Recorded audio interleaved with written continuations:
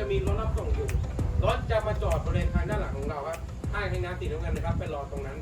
ถ้ารถเต็มแล้วให้รอในรอบต่อไปห้ามยืนเด็ดขาดรถเราจะวิ่งรับส่งตามเส้นสีแดงนี้ครับไปกลับไม่เกิน10 นาที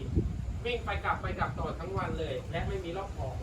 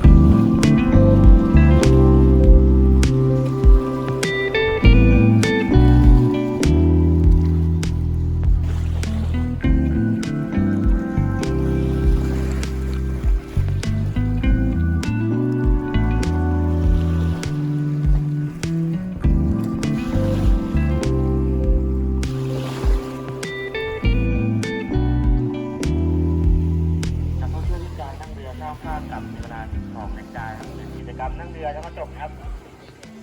แนว4 ท่านครับรีวิว4 ท่านครับคุณติ๋ม4 ท่านครับคุณรัก6 ท่านครับใช้เจ้าหน้าที่ประกาศแล้วติดต่อสมาเตอร์เป็นสำคัญเวลานี้ครับ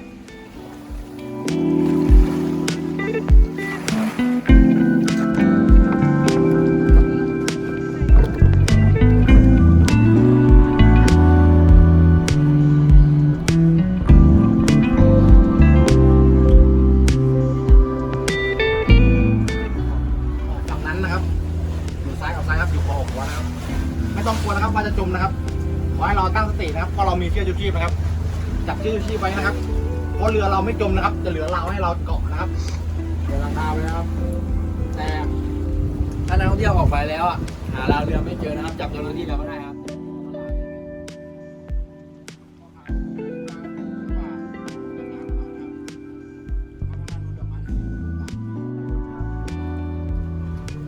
ขึ้นด้านหน้านะครับมีราวบันไดสีขาวนะครับมีบันไดทั้งหมด96 ขั้นนะครับเราท่องเที่ยวที่อยากได้ภาพสวยแนะนำนะครับจุดชมวิวครับและหาดลูกลมของเรานะครับจะแบ่งออกเป็น2ช่วงด้วยกันนะครับจากโค้งที่นักท่องเที่ยวเดินขึ้นเรือมานะครับยาวไปสุดเลยนะครับเรียกว่าหาดลูกลมนะครับ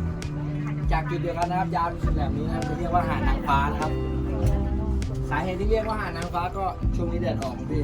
นางฟ้าออกมาเยอะนะ